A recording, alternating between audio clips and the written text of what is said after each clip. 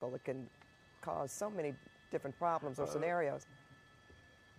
Most definitely, and and that's the thing too. That being a motorcycle, this motorcycle rider obviously knows these things, has these in his mind, and again seems to be pretty well versed on riding. He's basically just weaving in and out here. He has pulled some pretty close calls. There's another one that might look a little closer than it really was, but again, he is just cutting in between these cars like there's nothing to it. Just keeping up this basically 80-mile-an-hour speed, 50, 60, even 20 miles an hour faster than whatever the traffic is going is basically what we're seeing out here. And officers from the CHP, they got their lights and sirens. They were falling behind there for a little bit. They got caught up in traffic and now basically back into some sort of tracking mode. And again, they're calling it out. I hear them on another radio. And officers from LAPD not involved in the pursuit, but definitely know that this is going on. So if this guy gets off the freeway, the LAPD will definitely be engaging it very, very quickly. I can tell you right now, we're basically coming up on Glendale. There's Union Avenue, there's a sign, but Glendale is coming up, the 2 freeway, but it really seems to me that he's been staying on these majors and basically just following it. I'm kind of curious to see 110, 101, what's his choice is going to be. 101 looks a little bit more packed, but not much better than the 101. Boy, every time he gets into traffic like this, though, Stu, his pattern has been to tone it down a bit without seeing the black and white behind him. Well, that's right, and this is part of the process that LAPD has been trained to do, and other agencies. They basically, that's what the way they say we should go into tracking mode. They feel that the presence of the black and white off and the lights and sirens excites the suspect and makes, he starts acting crazier. And they do this, they fall back and they just watch.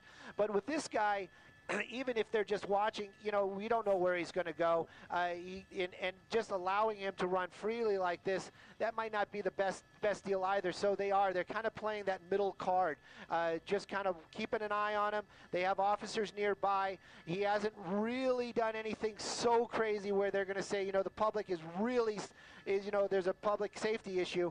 I can tell you right now, definitely established on the 101. We're going to be working our way through the north side of downtown Los Angeles, and looking ahead, it's pretty much more of the same. Just a little bit of traffic out there, but this guy just basically on a little ride out here as LAPD and anybody watching the news is joining him this afternoon. Stu, we joined you at Woodland Hills, and can you tell us again where this originated, where they started following this motorcycle? We originally heard this in the Topanga Canyon area on Victory Boulevard. Again, reckless driving was the original one on it. The officers doing what they're trained to do got behind him. They asked for what they call a backup and an air unit. That was the helicopter. Pretty much as soon as that helicopter got there and that first unit turned on his lights and sirens, this guy just took off. And the first thing apparently he did, or that we heard that he did, was go into opposing lanes of traffic to get away from that officer. So that was an extreme move for basically just, hey, we just want to pull you over. And again, this is why LAPD and other agencies are so interested in stopping this guy and talking to him. Those kind of reactions, why didn't he just pull over? That's basically the big question. It really seems like we're just staying on the 101 freeway up. Now, as I said it, he's really starting to cut around because he does have a choice over here of the 10 freeway, but he's just weaving in and out of traffic. Again, I don't think there are many, if any, units, black and white units behind him anymore as he's working his way. I just want to make sure we don't lose him here. And as we're starting to work, it looks like we're going to be going south here, so that's going to be 5 freeway. That gives him the 60 and also, the 60 freeway if we keep in this direction.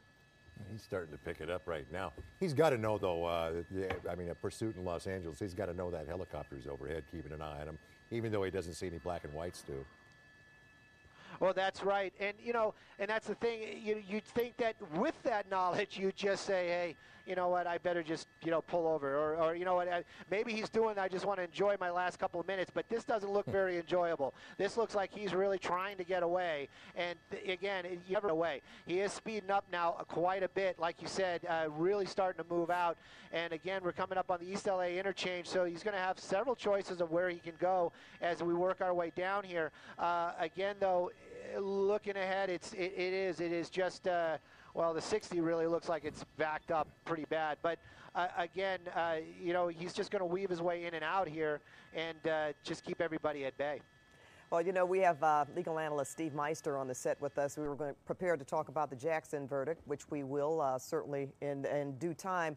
But he was saying he probably felt that he could get away at first, and now he's just so too deep in, so he's just going to continue. He really has no other choice but to just keep riding.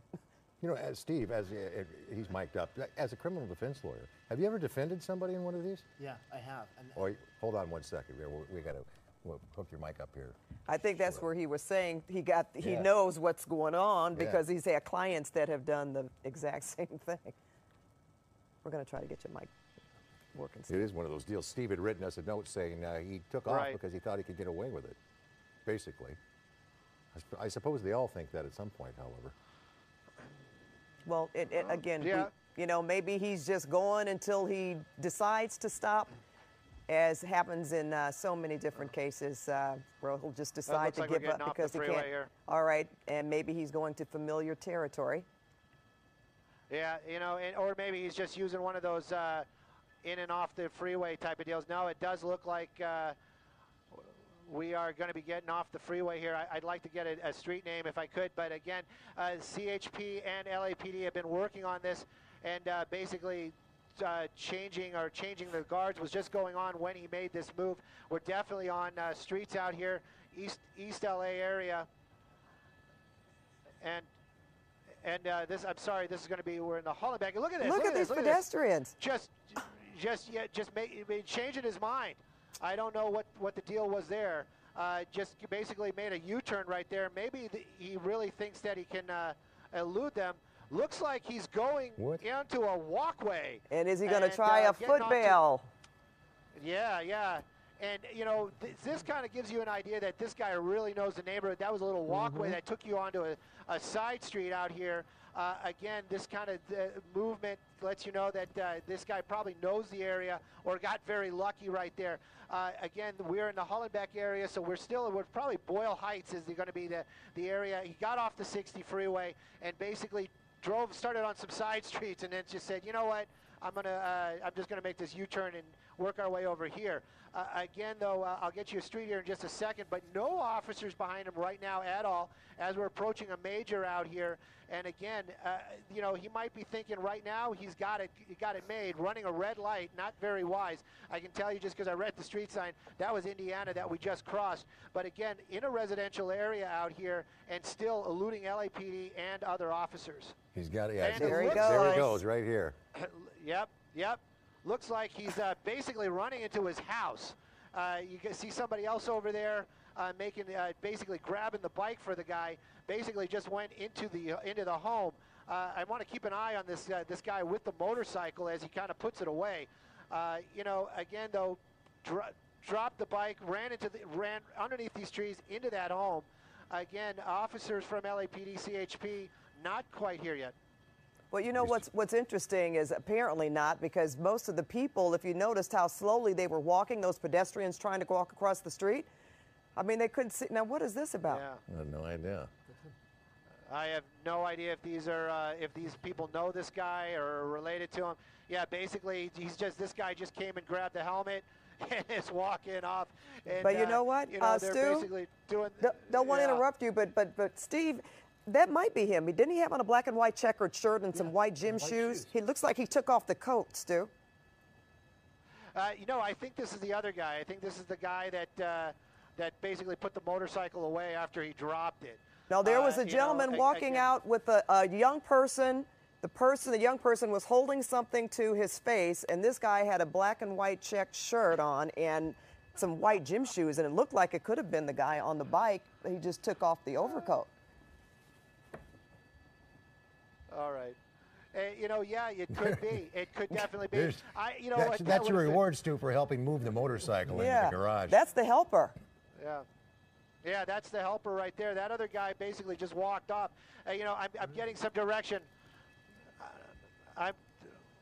Go ahead, yeah, and look around for him. That may have been the guy. With the young person. Exactly, who did have something up to their face. Yes. That's him, isn't it? Looks like it. Black and white shirt, white shoes. Yeah. Dark pant. Hang on just 1 second here. I'm having a little difficulty holding this shot because we were set up for the other thing, but we'll definitely try to keep an eye on this guy right here. Again, hang on just 1 second. All right. Yeah, that's no problem. We can still see him. You're keeping him in. You're doing a good job. Yeah.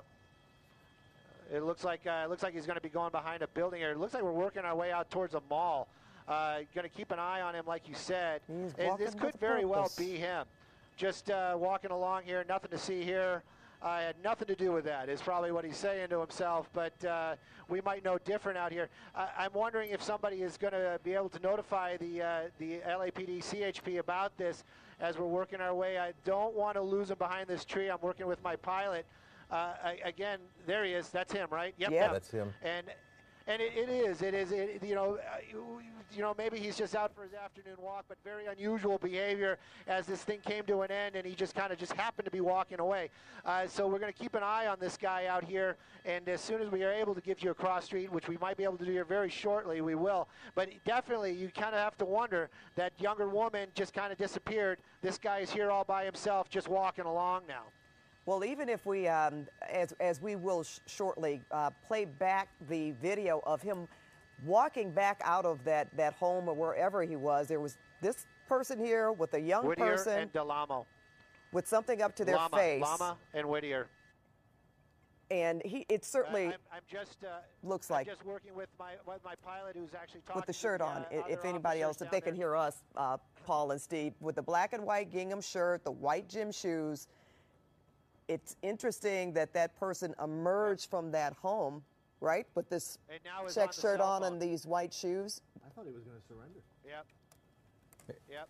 I thought he's walking on Whittier, and he passed Alama right there, and looks like he's going to start walking down, kind of staying off the major now. So. And Stu, what were you saying about working with the pilot to Whittier?